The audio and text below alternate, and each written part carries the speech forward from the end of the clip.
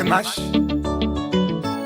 Mr. Africa Abanyarwanda COVID-19 abantu twirinde coronavirus amaze abantu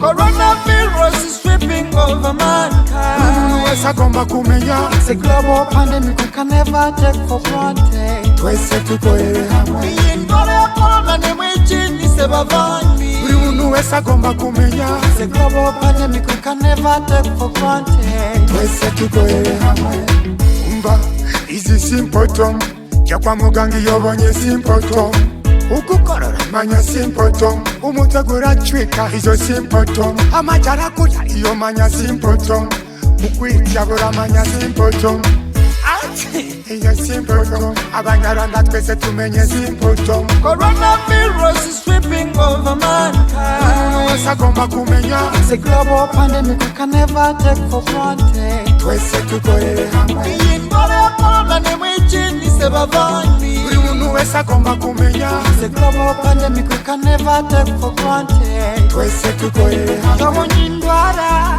irinda utagambandi lebele kuitade abantu bose bafuye China America abantu bafuye lebaza Spain abantu bose bafuye